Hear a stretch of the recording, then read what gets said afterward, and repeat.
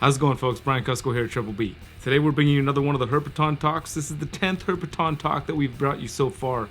It's Mr. Alan Repashy talking to you about Egernia, a species that I knew nothing about until I went to see his talk at Herpeton. Believe it or not, all of these talks up until today occurred on the same day, which was the Saturday of Herpeton.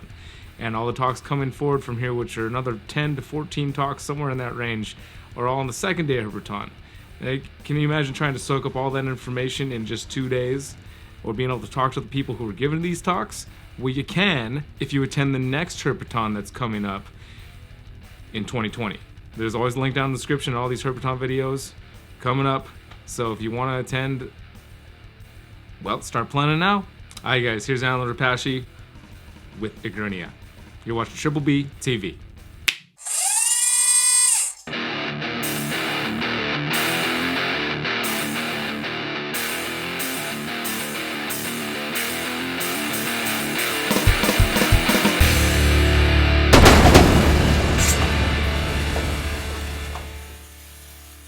Egernia is a genus that I've had a long relationship with. I think probably 15 years ago I acquired my first pair of Egernia stokesi and just kept them as some basically almost pets, because I was so, at the time I was keeping Rhacodactylus in huge numbers, and I'd kind of lost my way in the hobby. My commercial breeding business came to a point where I just felt like I was going to a chicken farm every day, and I just wasn't interested in it. So I picked up a pair of Egernia to keep at home and enjoy. And then things changed, and I decided to move from my commercial breeding into my dry goods business, which was a great move, and I've really enjoyed the change and the new challenges. And my passion for Egernia has grown because I've always had just one of those people that just can't have an empty garage. I sold all my stuff, got a pair of Egernia. I'm like, that's it, I'm done with reptiles for a while, I'm gonna play with fish for a while. And I wasn't sure if the passion would come back, but it took about a year, and then the garage started filling back up with stuff, and so it basically got full of Egernia and Cordylus, which is another live-bearing reptile, which it's kind of been my focus for the last 6 or 7 years. I just got a kick for live-bearing lizards, especially with my schedule. It takes a lot of work to come home every day after a hard day and go through all your cages and look for eggs, but if you go out there once every couple of days and see babies running around, it's a lot easier. So Egernia, there's been a lot of changes in the genus Egernia not too many years ago. All of these genera were included in Egernia, and then Bellatorius, which is Egernia major, Egernia freeri, and then another freeri-like species that lives in Arnhem Land in Australia that I couldn't even find a picture of, comprise the new genus Bellatoria. Lesolepus and Leopholus, both were in Egernia and divided out, so I'm going to concentrate on these 17 species, and that's good because that gives us about 1 minute per species. The problem is Egernia still, you're going to see I'm going to call some of the species actual complexes, because there's still a lot of work to be done with this genus, and I've been corresponding with some of the educators in Australia, Michael Gardner, and there's research going on now that will probably divide some of these complexes up into individual species of their own. So here's the species list. I'm not going to go through them because we don't have time to read them all off. But the one way to really break the groups up as a herpetoculturist is you got the spiny-tailed Egernia and the smooth-tailed Egernia. So Egernia Cunningham, and then we've got Signitos, Depressa, Eos, and Epsisolus. Those were until recently all Depressa. So that is what you would call the Depressa complex. And then Hosmeri and Stokesi, I would call that a complex as well, and Cunningham is a complex. So right now it's one species, but it's likely to be more. And then of the smooth-tailed species, we've got Egernia kingi, which is truly the king of the smooth-tail species. It's a very large, near blue tongue size lizard. And then all of the rest of the smooth-tail species are all similar in size and stature, and a lot of them, to the layperson, just look like different color variations of a very similar species. Striolata is one that's most commonly held in the hobby in the United States. A lot of the pictures that you're going to see are people that are Australian herpers that I corresponded with through the Egernia Facebook group that I messaged and talked about distribution, and got some great field herp photos for you guys. This is kind of another breakdown. It shows size and snout vent length. We already touched on that. Longevity, they're definitely, like many live-bearing species, their strategy is not to live fast and die young. The Egernia and most live bearers tend to work a lot harder at producing a small number of animals that are more likely to survive. So their strategy is not to just make as many babies as you can and wish them the best of luck. The Egernia will have anywhere from 1 to 6, or sometimes maybe as much as 8 babies, and they live typically communally, and the parents will support and protect the babies usually until the males become sexually mature, and then they get kicked out of the neighborhood. All right, so here's the Cunningham complex. How do I work there we go. All right, so Egernia Cunningham, this is the range. You've got a population over here in Victoria, and then that type crosses the bottom here, and they call that the basalt area. And then you've got a coastal population, which is from Sydney and down, and they live on the coastal side of the Great Dividing Range. And then you've got the New England form, which are they call them the Granite Belt form, which live on this side of the range. And then you've got an isolated population here in the north, and then all the way up at Carnarvon Gorge, there's an isolated population, and these are what they call the woodland variety. So the basalt form down here in Victoria, New England form all along the western side of the Great Divide Range, and then the coastal sandy sandstone form comes up the coast here, and they get a little bit north of Sydney, and then where the tropics kind of kick in, you start getting marshland along the coast. That's where their range stops. And then up here in the north where the woodlands are, you have the New England form. From what I'm told, the New England form ends and the woodland form starts. They're found within only a few kilometers of each other, but they're in different habitats. So the granite form is sticking to open rocky areas, and the woodland form obviously is living on the edges of the wetland forest that comes down on the western slope. So this is an example of the Victoria form. This is the form of Cunningham that's most common in the hobby in the US and Europe. They range from this solid brownish color with a black tail to this form here, which is very typical of what we see in the US collections. A lot of these came from the breeding group that Jim Pether had in the Canary Islands for the last 20 years or so. Oh, and I forgot to mention on the longevity, they're long-lived.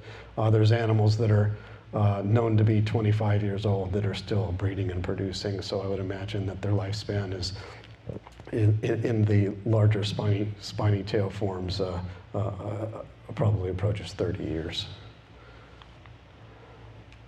This is just a habitat shot of the southern Victoria basalt form.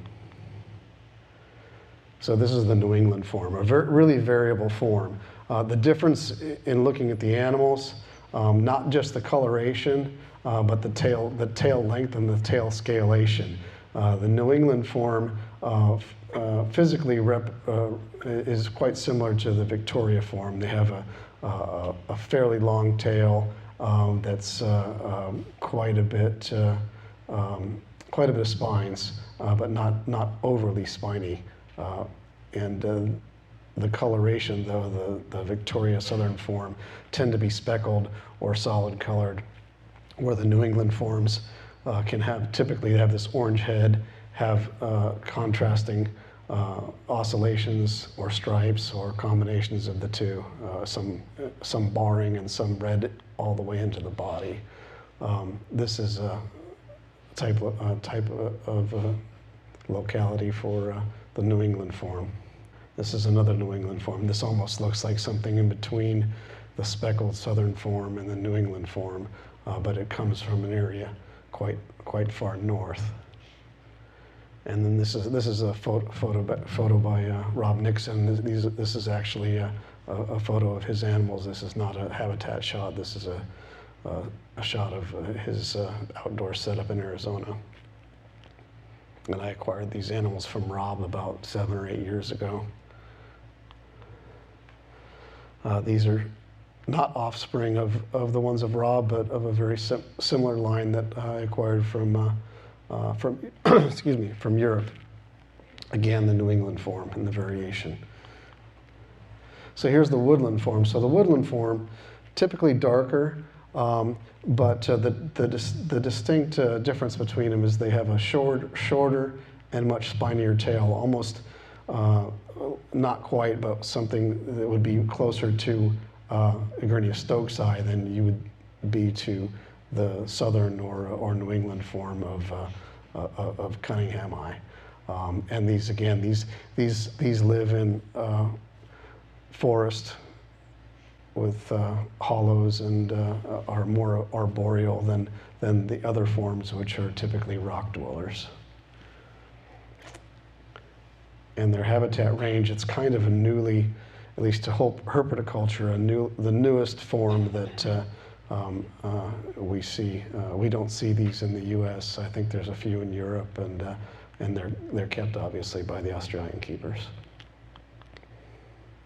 Here's another woodland form. So there's a big variety. This is an animal from the southern end of the range. There's animals that are completely melanistic. Here's a really nice dark one from Marcus Healy in Australia. And then we move on to the sandstone form. So these live in coastal sandstone outcrop areas around the Sydney area and north up I can't remember the limits of the range, but it's not too far north of Sydney. Here's another animal. These are quite striking. One of the main differences with these, as you can see, the tail, let me go back to the other one. You can see how long the tail is, and it's quite smooth compared to even the New England and southern forms. The tail is probably, I don't know, not quite twice the length of the body, but it's considerably longer and obvious when you're looking at the different localities side by side. And so likely these 4 types will be looked at. I think I have it right because I've heard word that they're going to change eventually, that there's enough research done that they'll be dividing Cunningham into possibly 4 species. So as I see it, those are probably the 4 distinct forms, at least known to us in herpetoculture. Going back to the woodland form, there's another isolated population in Carnarvon Gorge that I'm told is a woodland form, but it's very far away. This little spot up here on the map. So that population is very isolated. I've been told it's a woodland type. I was not able to find anyone that had any field experience or photographs of the animals that come from those groups. So maybe that's different. Maybe it's the same as the woodland form, and we've just got something over history that is separated. In the last few weeks, I've spent a lot of time corresponding with a bunch of Australian field guys and keepers, and I did my best to interpret and put all this information down. at the same time I was preparing this whole herpeton, so hopefully I've got it right. Okay, so Egernia depressa complex. So who out here, Rob, do you know what year it was that the paper separated depressa? Was it 2011? 2011, so very recent. So these were all Egernia depressa. Over the years, like I've had my eyes on these and been interested in them for 25 years, and we just there was very few animals that came in and out of the hobby, and it was just like, oh, you know, I have red ones, I have these, and nobody looked at them as different species, even though it's obvious now that's what we have. So the black dots you see here are all Egernia depressa, which is now depressa, and that's basically the southern form of the complex. And then up here on the top, these brownish dots here represent Egernia signitos, or the red depressa, and then these are Egernia epsisolis, which we call the corals.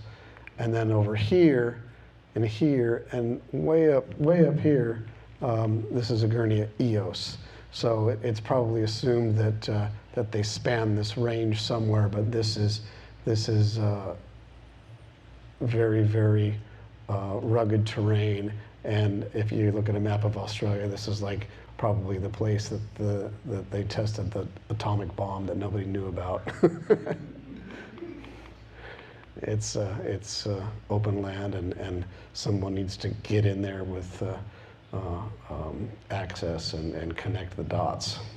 So when you look at them there, it's like, oh yeah, those are obviously different. But when they came into the hobby and you only see one year, and the next year you see another one, you just don't connect the dots. But now that it's all laid out for us, it's pretty obvious that they did some good work in dividing this group up, this complex up. Here's 4 babies from Michael Planck. We've got depressa on the top, epsisolis, eos, and signitos at the bottom. Even within depressa, there's quite a bit of variance, and not just within the range, but within the same populations. Mike sent me a photo that I forgot to put into this presentation, but it was a photo of 3 or 4 animals from the exact same location, and they look completely different. Some were all gray, some were very orange, some had high contrast gray and orange, and so it's quite a variable species. So here we have Egernia signitos. This is a great photo from Jordan Voss. I was looking for some habitat shots on the interweb last week, and I came across 2 or 3 fantastic shots from Jordan, and I'm like, I gotta find this guy so I can use these pictures in my talk. And I went to Facebook, and we were already friends. You know, one of my 5,000 friends that I absolutely have no idea who they are. but luckily enough, I shot him, and I shot him a message, and I said, hey man, I'm doing this talk, and your shots are fantastic. Is it okay if I use them? And it sparked a conversation about localities and everything, and he let me use all the photos that he's got. So he's got some wonderful shots here. So this is typical habitat. These are the rocks they live in. It's pretty obvious why they're this color when they're living on these rocks. Depressa, on the other hand, is typically a mulga forest dwelling species, where the other 3 species are primarily rock dwellers. And you can see the range here is off to the west. That's what they look like when they're trying not to be seen. Here's a nice pair from Mike Planck. Same female a little bit later with babies. And so these babies are big. They have anywhere from one to 3. I don't think that anyone's recorded more than 3 from the reds in particular. But they come out running, and they eat crickets the next day, and they're quite hardy little creatures. So here we have Egernia eos. This is probably the least represented in herpetoculture, because of, like I said before, it comes from an area that's very inaccessible. It's accessible in a few spots. Now epsisolis, a little bit to the east of signitos, a little bit different color rocks, and a little bit different color lizard. They also have different characteristics in the spination and the head size, and if you get to know the animals, it's pretty easy to tell the difference. But it is rumored that these two populations, while they might not overlap quite, they're within a few kilometers of each other, and there might be some transference of material between the two, because there's been some animals that I've seen in photographs that have characteristics of both types. Another picture from Jordan. Some breeding. Big fat girl. And then this is a picture of 3 babies again. We've got Epsisolus, Zignidos, and Eos. So this is the only picture I stole from the internet because I couldn't find anybody that I could contact about it, and it's like the only picture that exists of this species.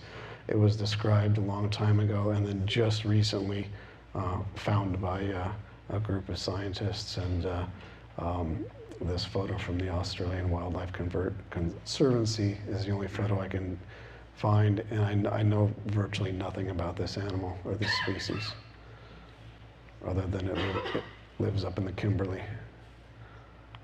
Egernia formosa, beautiful animal, highly variable from one end of its range to the other. Another great picture from Jordan. This is Egernia formosa on the right and Egernia pilbarensis on the left, which we haven't got to yet. Egernia kingi, this is the king.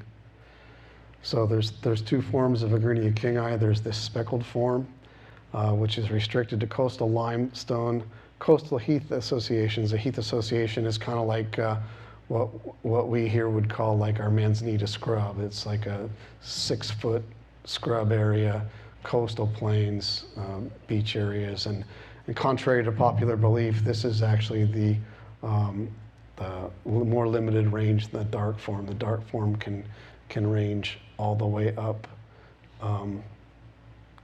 It can range all the way from the top end of the range all the way down to around here. You can find the dark ones, and you can find the dark ones on islands, and then typically these speckled forms are limited to this limestone coastal habitat.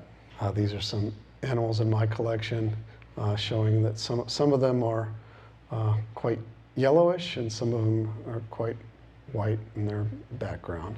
Voracious, I mean, these are the monitors of the skink world. They are tenacious, very aggressive when they want to be, and they're more free-ranging. They're not animals that you see isolated to outcroppings. These are the ones that you see out cruising around. I've seen video of them on Rottnest Island. People are at the beach hanging out with their barbecues and their families, and these guys are cruising along the beach, minding their own business and not really bothered by anybody. So this is the typical dark form from all the way down around to Albany. They can vary from a speckled gray all the way to a jet black. But even the jet black animals on their underbellies, you can still see the speckled pattern underneath. And it seems like the older the animals get, the more melanin that they develop and the darker that they get. But that's been my experience. I thought that the males were darker than the females, but then I talked to some of the guys in Australia. They said, yeah, they thought that too, until he talked to his buddy, and his buddy's females were the dark ones and the males were the light ones, so probably not. There's so much more to learn about this genus. That's one of the blackest ones that I have. There's some babies. Excuse the mess, I didn't have any good pictures. I had a litter of 4 babies born last year, and I'm still hoping this year. We've had here in Southern California, we've had just an atypical winter, and stuff just didn't get warmed up yet. And typically, I get production from all of my Egernia around mid to late June, but I'm not sure if that's going to happen this year or not. This is kingy habitat. You just picture them just plowing through here, looking for anything that moves. And Egernia mcphee, another one I don't know too much about. It's in that same complex as Formosa and Striolata. They are closest to Striolata in habitat. but distinct enough. Egernia hosmeri, awesome animal. This is one of my favorites. It's been established in captivity for quite a long time in herpetoculture. I've had animals, I think they're about 10 years old now. And last year I had 2 females that had six in each litter. Very personable. They're the last ones to go into hiding when you walk into the room. Typical habitat of hosmeri. Just a couple of days old baby. And then there's this thing, which is from Northern Territory, different population. I don't know anything about this picture, but I'd like to know more. I've never seen anything like this before, but it's a very striking specimen. Egernia pilbarensis, so this is the Pilbara crevice skink. So it has an isolated range, as you can see in the map. Not kept by many, but it is being kept in herpetoculture. Here's pilbarensis next to Formosa.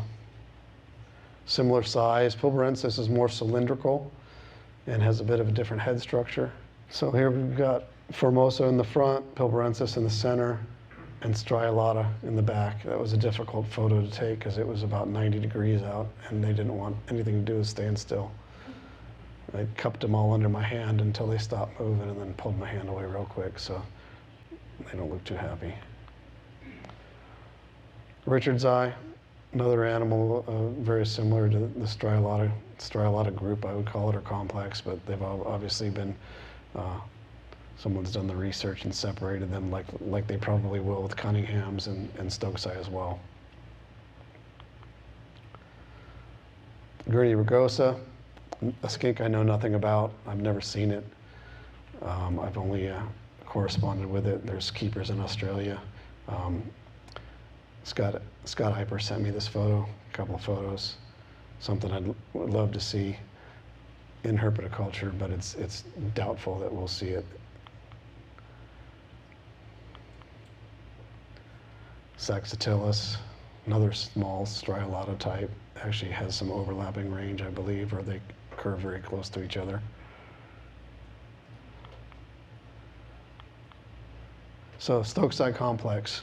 So we've got basically four obvious different types of Stokes's eye. We've got Stokes's eye badia. There's a blotch form, Stokes's eye badia, the black form, Stokes's eye, and Stokes's eye zelingi. And then within zelingi, there's likely it's likely its own complex. It might be even divided further. And these probably will be elevated to full species status someday if somebody does the work. This is zelingi. This is a photo from Sean Harrington. Very nice. This is a photo from Eric Russell. This is a very high contrast zelingi that's showing markings that are atypical of the rest of them. And then this is a friend of mine in Spain who's produced these, some form of albinism, very light animals. There's a shameless plug for Repashy. That's one of my gel foods. I'm not sure which one. Probably the Blue Buffet. So this is Stokes's eye. And this lives, it's an island. It lives on islands and it also lives on the peninsula area around Shark Bay. This animal was taken, a photo was taken by Brian Bush on the peninsula. But it's typically very coastal in island form.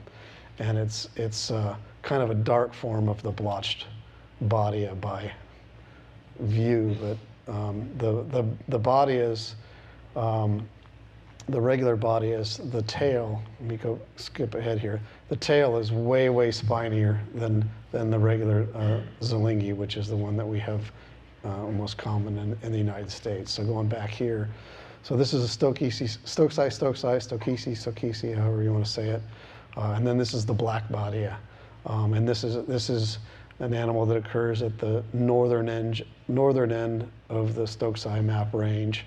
And this is the locality of Kew, and it's a very very interesting morph, and I don't know if it's a melanistic animal, if there's light and darks, but when you look at the babies from the same location, they obviously go through quite a bit of change. This is Badia from Shark Bay, which is not far from the stokesi. Very, very interesting form. A little bit larger and much spinier of a tail than the Zolinghi.